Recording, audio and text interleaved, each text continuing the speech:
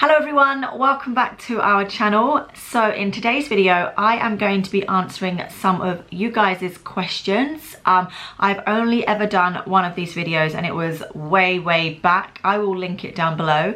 So most of these questions have come off of the community part of our channel where I asked you guys to submit anything you wanted me to spill. So yeah, I hope you like the video guys. I'm gonna get straight to it. One of the most frequently asked questions is, what is mine and my children's ethnicity? Now, to settle this once and for all, I did a DNA test.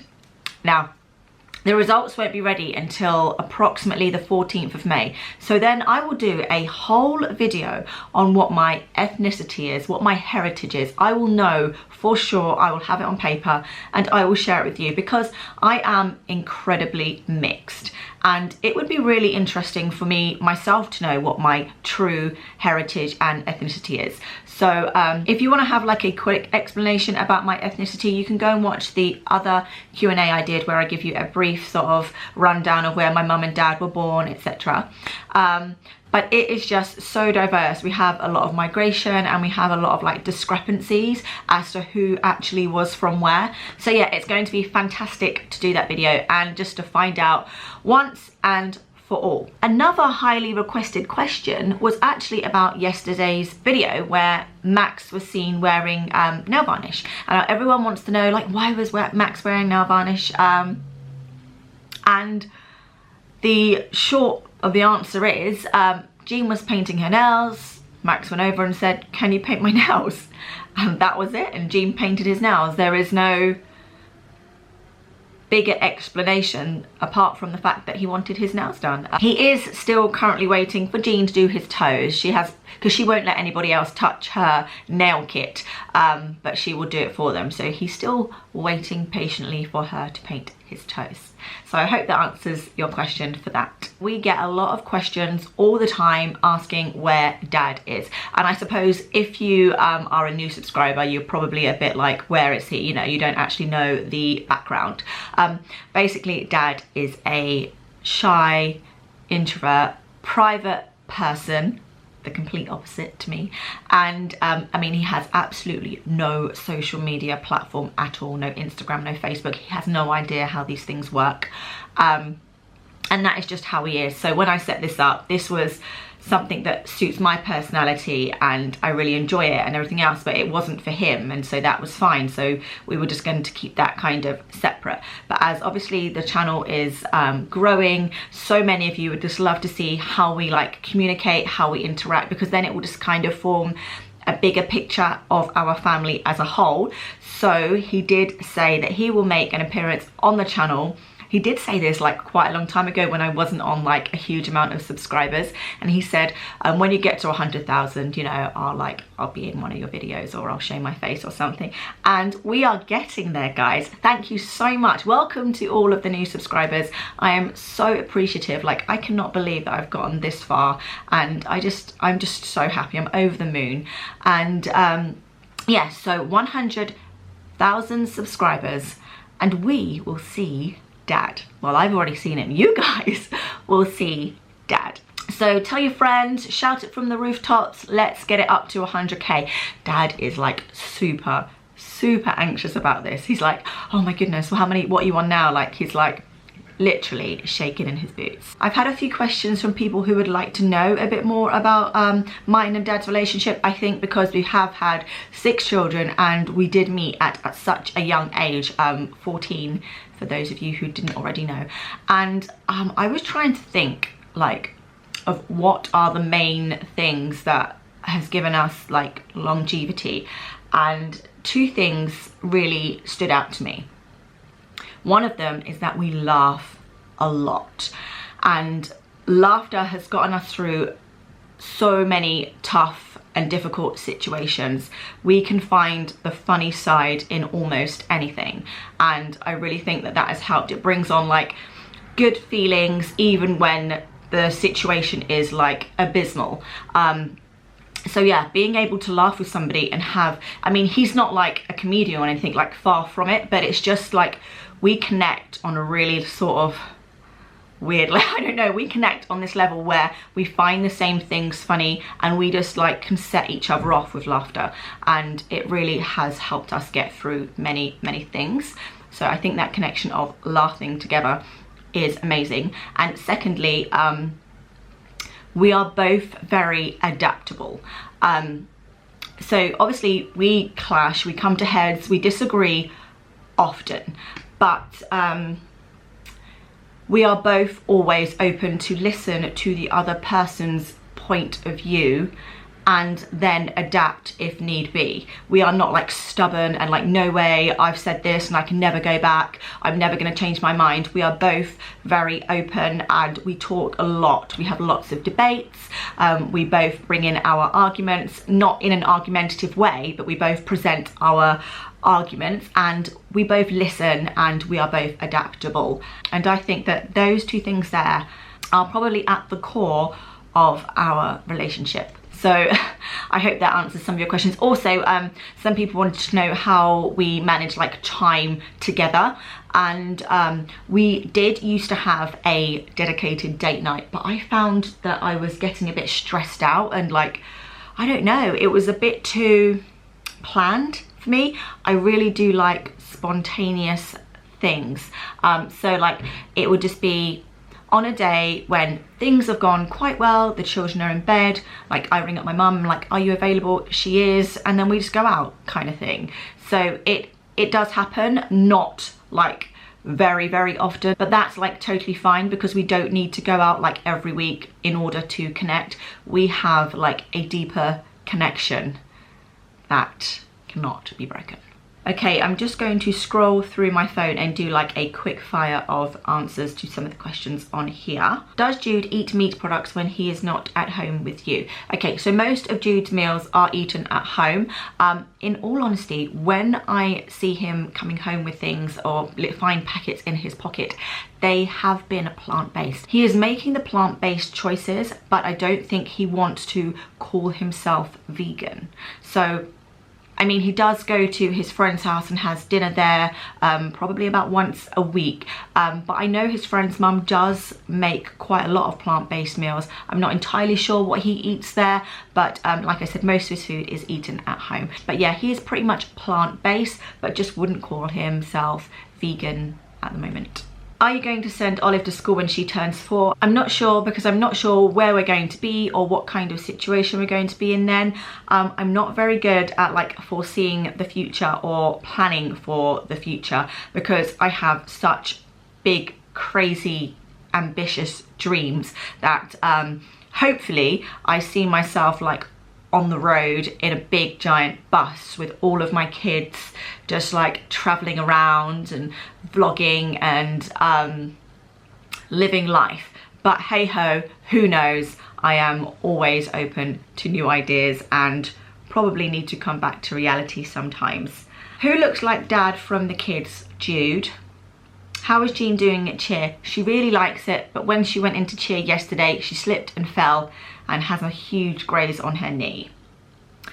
If you could switch lives with any of your children, who would it be and why? I would probably switch lives with Jean, purely because I would love to give Jean a bit more confidence. She is an amazing character, an amazing person, but she definitely lacks in confidence and second guesses herself far too often.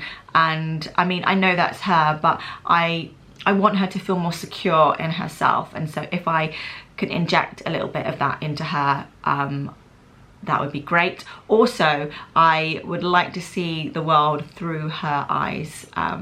Yeah, I think it would just be amazing. Would you guys ever come to the US? Of course, we would travel anywhere in the world. I absolutely love traveling. I mean, we have traveled with the children to Australia, so we are not scared of taking the children away. Are you going to move house? Of course, we would love a bigger house, but obviously, bigger house means bigger expenses. So we need to just kind of save save and save some more until we are in a position to get a bigger house. But for now, what we have got here is like so far better than so many people in this world that we are just grateful for what we have already got. Would you want another child?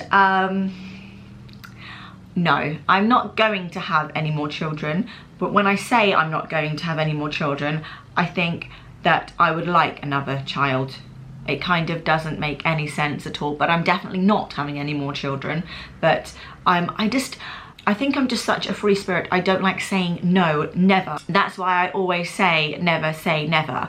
But there are no plans for any more children in my future. Grandchildren, yes, I'm looking forward to those very much. When am I gonna cut Iris's hair? I'm gonna cut it either tonight or tomorrow for sure. So watch out for that video. Have you ever been bullied? Myself, I think I did in primary school. I don't know if my mum would agree with me, but I think I remember the feelings. I remember feeling scared. I think the issue was the girl was my friend. So I think that's what was a bit confusing for everybody. And I think it was a bit confusing for me as well, because we were friends, but I did also feel bullied by this girl. And in the end, it all came out and it got sorted and we did remain friends. But I think there just had to be some kind of line drawn between what is and isn't acceptable. But I definitely felt bullied, and I suppose that is all that matters. And I am a strong advocate for anti-bullying. I have always been somebody that stands up for other people. Even I put myself in some dangerous situations before. I once in our local town, I must have been about 15 years old, I saw a group of boys trying to take things off of another boy, like mugging him, and I just impulsively, no, this is not happening. I'm not going to allow this, you know. I've stood between them and I prevented that boy from getting mugged. And I just, afterwards, like I had so much adrenaline, my heart was pumping. Afterwards I was thinking, wow, like anything could have happened to me.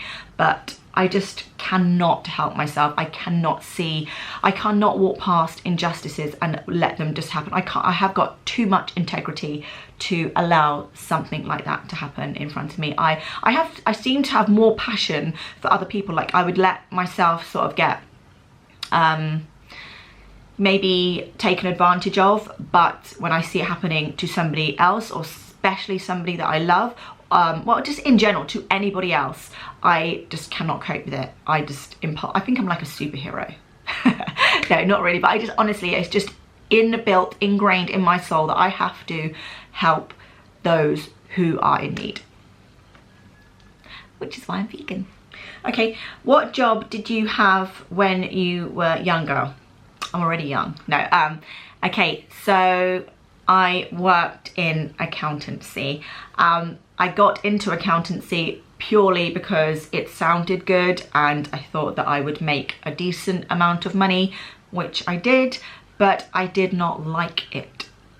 So I really recommend that nobody just goes into a job because it seems a good option to make money, because ultimately you're going to hate it and we only have one life. You do not want to spend the majority of your life, a huge chunk of your life, doing something that you absolutely hate and like praying for Friday and dying and crying on Sunday night because you have to go back to work. That is just like the life from hell. So yes, I did accountancy up until I was 23.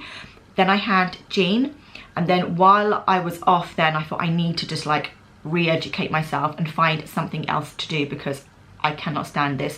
And that's when all the fitness came in and I became a fitness trainer, personal trainer, and I did online plans, online coaching, and I worked alongside, well, my friend helped me, Michelle Brannan, who runs Showgirl Fitness now. But again, something was missing from that. I liked it more than the accounting, but it still wasn't my thing, you know? And then YouTube came along and I just feel like this is what I love doing. I was fortunate enough to be able to try and get my YouTube up and running without it having to be our main source of income, which I know is very difficult for those who need to have an income and try and get their new business off of the ground as well. And that's a big juggling act. So yeah. And I'm still trying to build my YouTube channel now, but the thing is, I think you found the job that you like doing when you would do it even if you wasn't getting paid for it. And that's kind of like contradictory, because you need to have a job in order to sometimes do these things. But I would film on my phone, I would film anywhere, because I enjoy filming and editing. Oh, I love editing. I wish I had more time to do it because I've obviously got the children, but I do love the whole photography, videography, editing, and I wish I knew how to do more. Everything I do on YouTube is completely self-taught. I've never done a course in my life. So yeah, that's why sometimes it takes a bit longer for me, because I'm trying to figure it out as I go along on this journey. But I absolutely love it, and I wouldn't stop it. Even if YouTube closed my account down, I would go on the dark net and upload videos there. Okay, someone says here, you weren't vegan before, but you've already eaten them before. What made you change your mind? I think I was just very,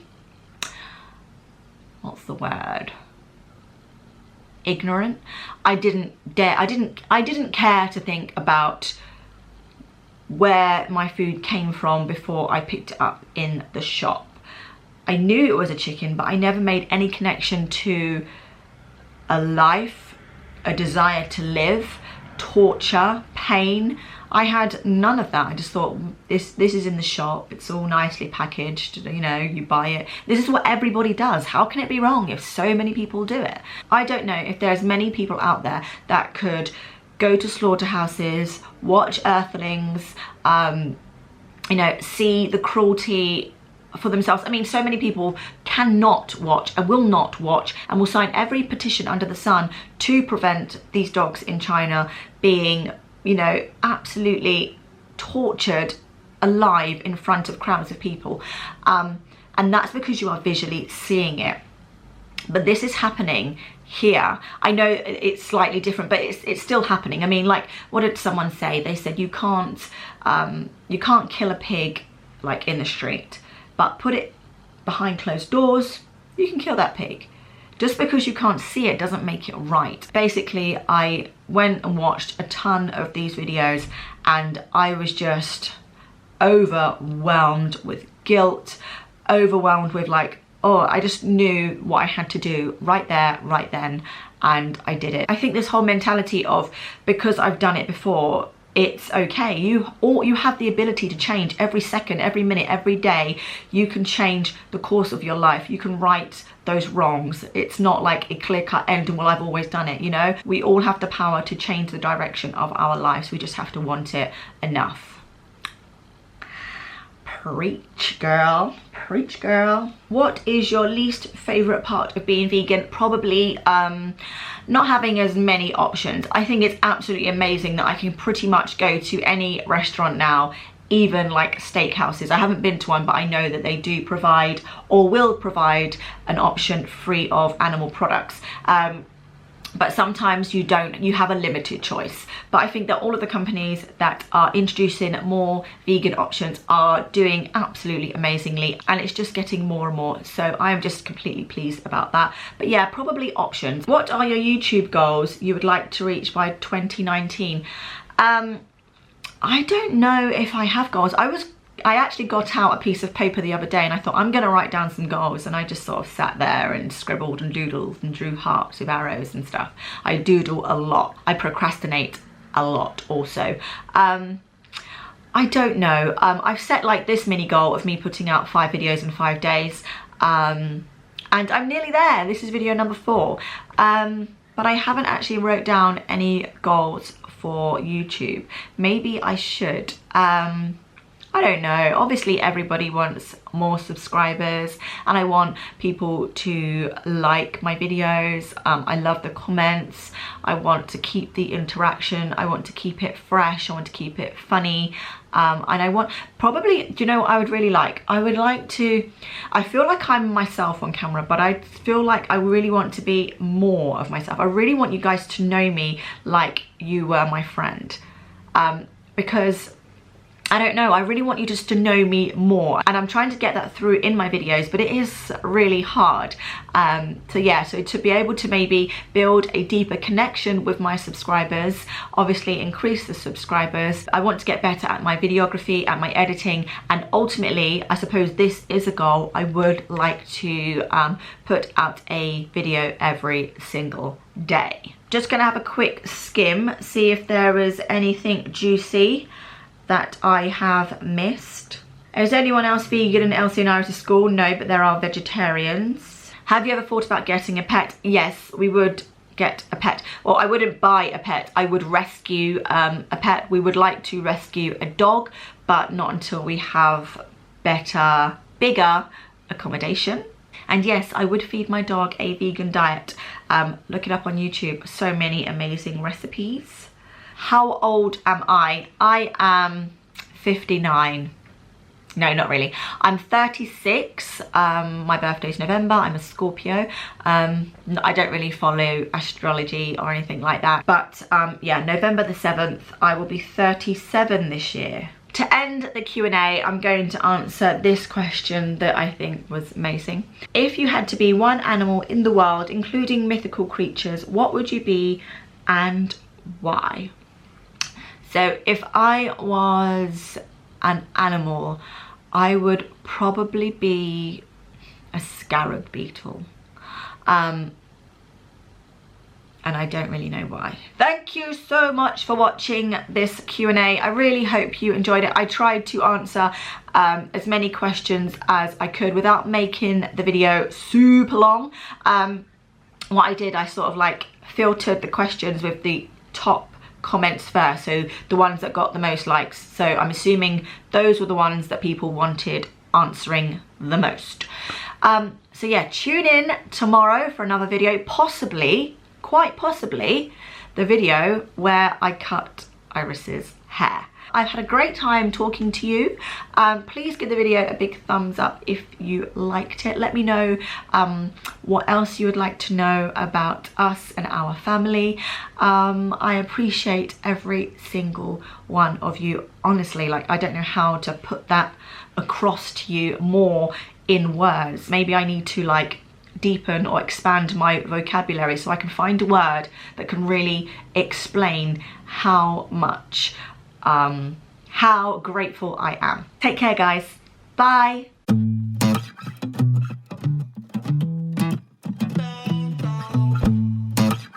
Who you gonna call? Not when I'm involved lately. Yeah, I don't wanna know.